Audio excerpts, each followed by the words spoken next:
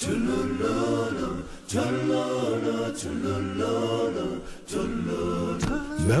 Rolihlahla Mandela began his life herding sheep and cattle in the rolling hills of South Africa's Eastern Cape. In his autobiography, part of which was written secretly while in prison, Mandela wrote, "I was not born with a hunger to be free. I was born free. Free in every way that I could know. Free to run in the fields near my mother's hut. Free to swim in the clear stream that ran through my village. Free to roast mealies under the stars and ride the broad backs of slow-moving bulls. It was only when I began to learn that my boyhood freedom was an illusion, when I discovered as a young man that my freedom had already been taken from me, that I began to hunger for it." Nelson Mandela's given name, Rolihlahla, literally means tugging at the branches of a tree. But at school, he was given the name of another famous leader. When I went to school, the lady teacher, Miss Mdingane, asked, "What is your name?" I told her my African name, Rolihlahla. She says, "No, I don't want that one. You must have a Christian name." So I say, "No, I don't have one." She says, from today, you are going to be Nelson."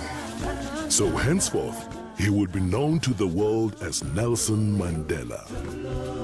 As the son of a chief, Nelson Mandela had access to the best education available to black people in South Africa at the time. Studying at Fort Hare University, where he first became involved in student protest, his refusal to accept injustice, unfairness, and inequality would last a lifetime. South Africa, 1941.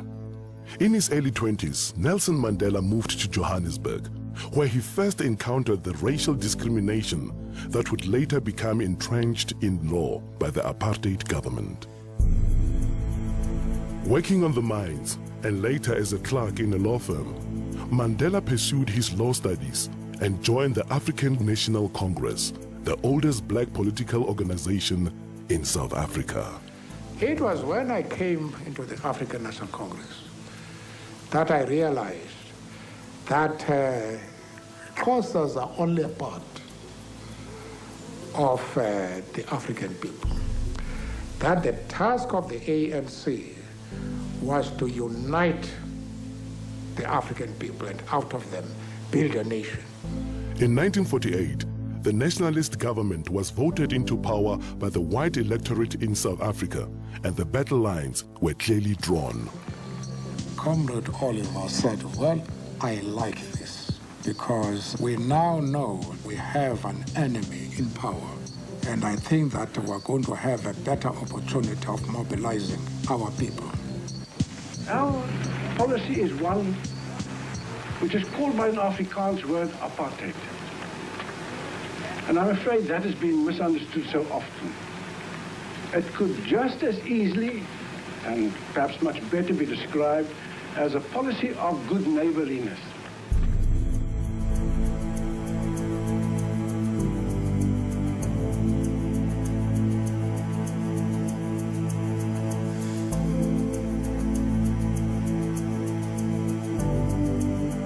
In 1955, the ANC and other organizations called upon people of all races to gather in Kliptown to approve the Freedom Charter, a blueprint for a free, democratic, and multiracial South Africa, in which all races would be treated equally.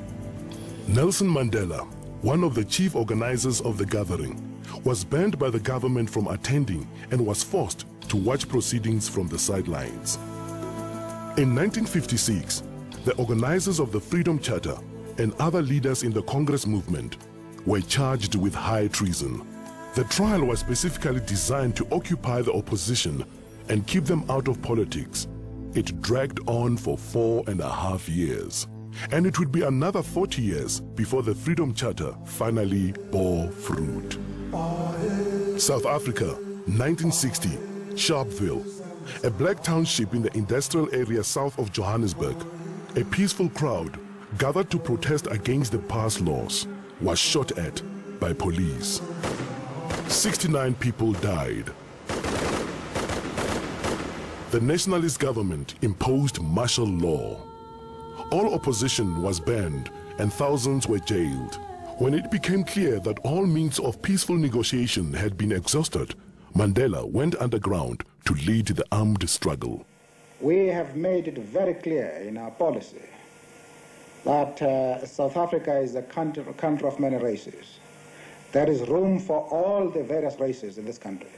There are many people who feel that it is useless and futile for us to continue talking peace and non-violence against a government whose reply is only savage attacks on an unarmed and defenseless people. Key government installations were targeted for sabotage. Mandela became known as the Black Pimpernel. In 1962, Mandela was captured, charged with leaving the country illegally, and sentenced to imprisonment for 5 years. Shortly afterwards, his ANC comrades were captured with evidence which incriminated Mandela. He returned to court for the Rivonia trial, where he and 8 others faced a possible death penalty.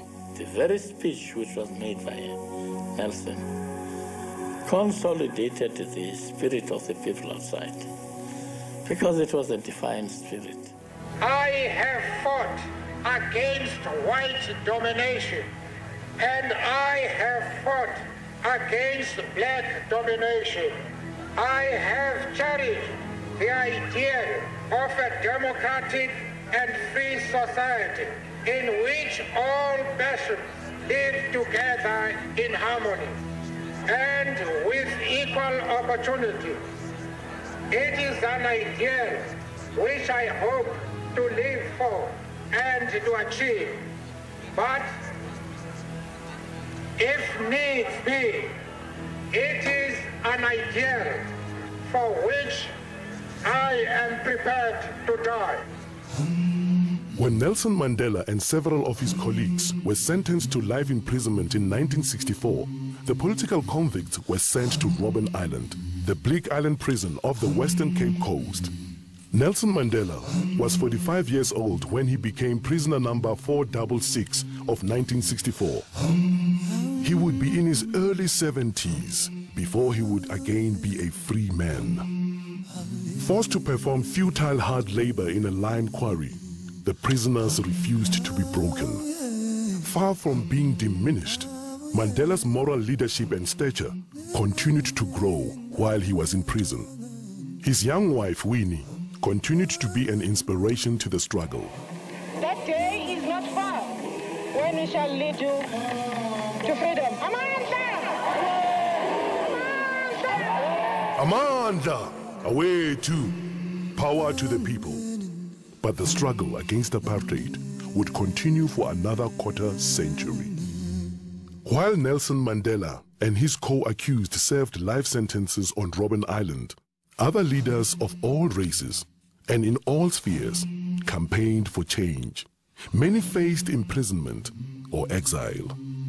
And around the world, ordinary people showed their horror of apartheid and their support for the struggle.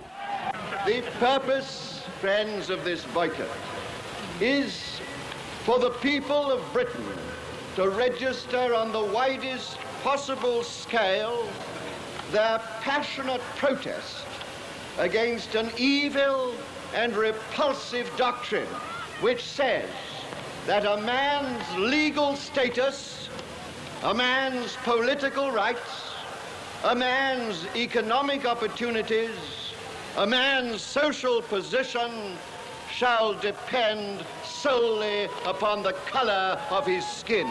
But in 1976, Soweto school children marched in protest and townships around the country erupted in violence.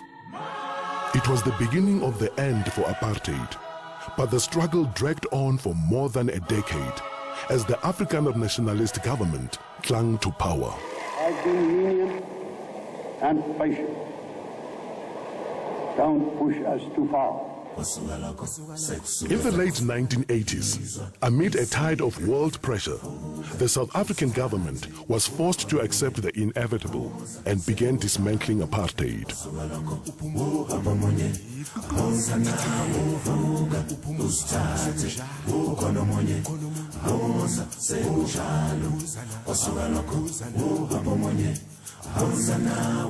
In 1990, at the age of 71, Mandela was released unconditionally.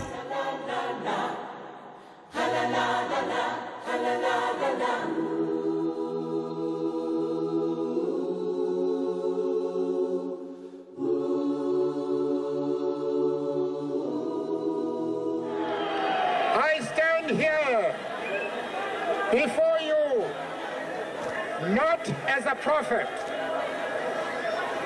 but as a humble servant of you, the people. I place the remaining years of my life in your hands. After leading negotiations for a new South Africa, Nelson Mandela cast his vote in the first free and democratic elections and became the country's first black president. Never, never, and never again shall it be that this beautiful land will again experience the oppression of one by another.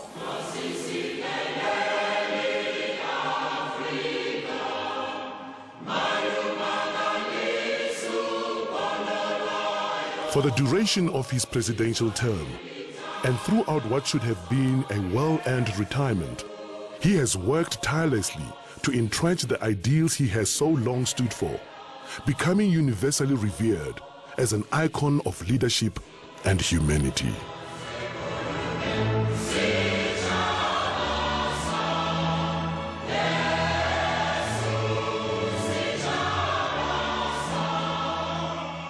When I told one of my advisors a few months ago that I wanted to retire, he growled at me, "Goat, you are retired." If that is really the case, then I should say, I now announce that I'm retiring from retirement. But in his retirement from retirement, Nelson Mandela has continued to give his support and generosity in countless ways, creating an enduring legacy through the Nelson Mandela Foundation, the Nelson Mandela Children's Fund, the Mandela Rhodes Foundation, the Nelson Mandela Institute for Education and Rural Development, and the 46664 campaign. Through 46664, he continues to lend the full force of his extraordinary talent, intellect, and heart to a problem that faces not only his own country, but the world at large.